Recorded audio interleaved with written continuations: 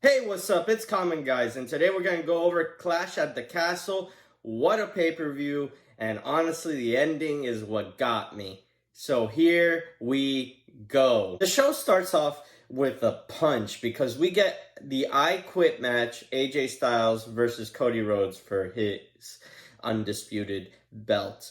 And at first, I was like, how's Cody Rhodes really going to approach this? But he approached it from the beginning with intensity, basically throwing AJ Styles into the crowd backstage, just beating on him. And then from the backstage area, they work their way back into the ring. And this is where the momentum starts to change and AJ Styles starts to kind of get on top of Cody Rhodes. Is that even though he's hitting Cody harder, Cody refuses to say, I quit.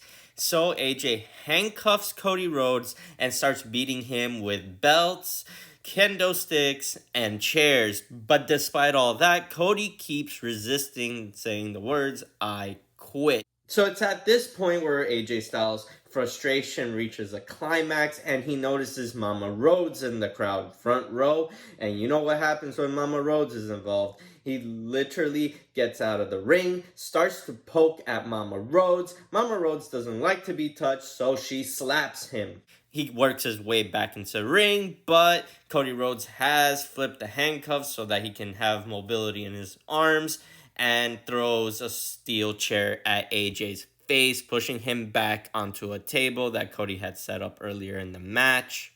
Cody Rhodes is able to take off his handcuffs, attack AJ Styles relentlessly, and then eventually when AJ was knocked out, he drags AJ's body and handcuffs him to the ring ropes. But AJ does not say I quit. That's when Cody loses it and brings out the stairs to smash AJ's face in. AJ Styles in that moment says, I quit. The match is over, but remember, AJ did assault Mama Rhodes. Cody looks at his mom. His mom basically tells him what happened, so Cody ends up using the staircase anyways. We find out later that that injures AJ Styles, so he's going to be gone for a little bit. Thus, I think AJ is going to go part-timer, but this match was brutal. Both men were bleeding, and I honestly think that this is the better match of the two that these men have had. As Cody leaves the ring, Solo returns, and the Bloodline attacks Cody Rhodes, but Randy and Kevin Owens comes to aid Cody Rhodes, fight off the Bloodline, and we are setting up the future feud, Bloodline versus Cody versus Kevin versus Randy. Next up, we had the WWE Women's Tag Team Championship title belt triple threat match. Alba Fire, Isla Dawn versus Bianca Belair, Jade Cargill versus Shayna Baszler and Zoe Stark. This match was surprising because Jade Cargill and Bianca Belair have basically dominated everything and everyone that has come across them.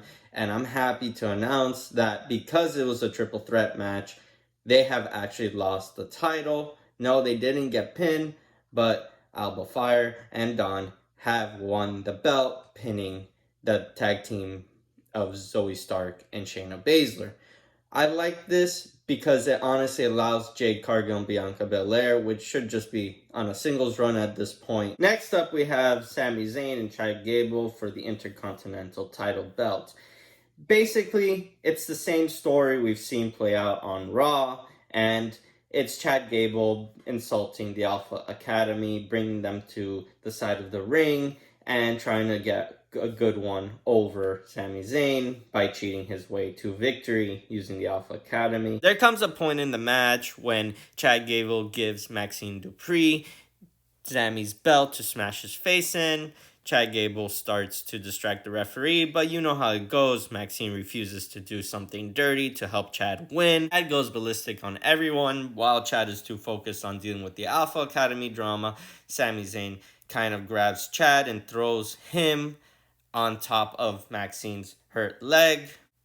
With Maxine all injured and hurt, Otis loses his mind. He's about to beat up Chad Gable, but he decides to just leave with Maxine, leaving Chad all alone to deal with Sami Zayn. Sami Zayn is able to capitalize and retain, but as Sami Zayn walks out of the ring, he basically tells Chad it's over. He's not going to get any more chances at this title. And I'm happy for Sami Zayn at this point. I think Sami Zayn should move on from this Chad Gable story. And Chad, honestly, at this point, has nothing else to give to this whole rivalry between Sami Zayn and him. I can't wait to see what happens with the Alpha Academy. I can't wait to see Otis finally snap on Chad. Next up, we have Bayley versus Piper Niven for the WWE Women's Champion belt. This one was a physical match. Bayley was trying her best to kind of overcome Piper Niven's size, and it didn't help that Chelsea Green was trying to distract Bayley and the ref. The ref does eject Chelsea Green from the side of the ring, but Chelsea Green does come back with a luchador's mask to distract again. Despite all of this, Bayley does retain the belt. I'm happy for Bayley because her next opponent, Nia Jax, is going to be hard, and I cannot wait to see how Bayley's going to overcome Nia Jax. Now for the final match of the night, we have Drew versus Damian Priest for the heavyweight title. And this is Drew's homecoming hero moment.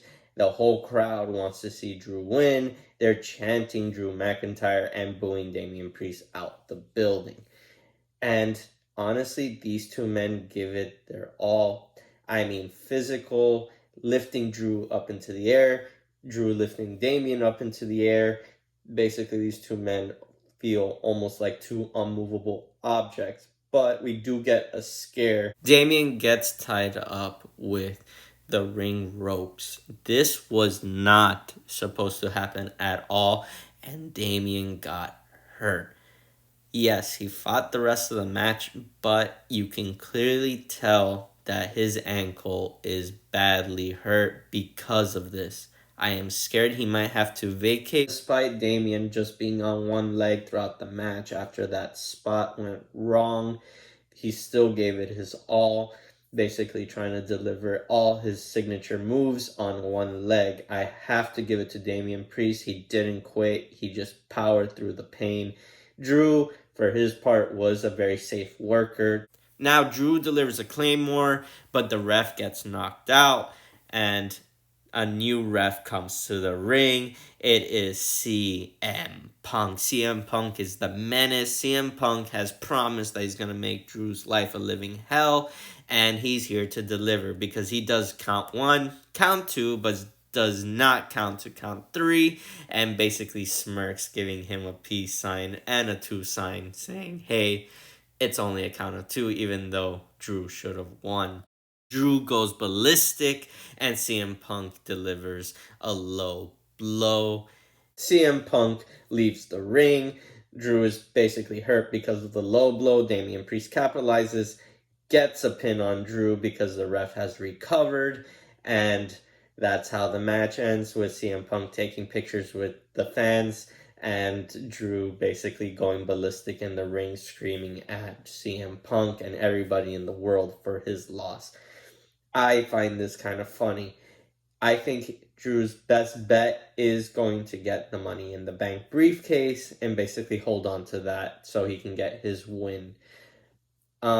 If Damian Priest does have to resign and kind of let go of the title, I think the best thing WWE can do is just have Drew win that title and kind of carry it into SummerSlam for the Gunther feud.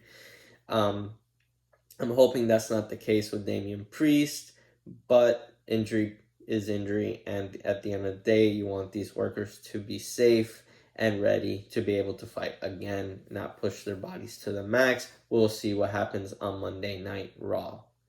With that being said, the show was great. I really enjoyed it. Let me know in the comments down below what was your favorite match. Please like, subscribe, and share this video. See you on the next one.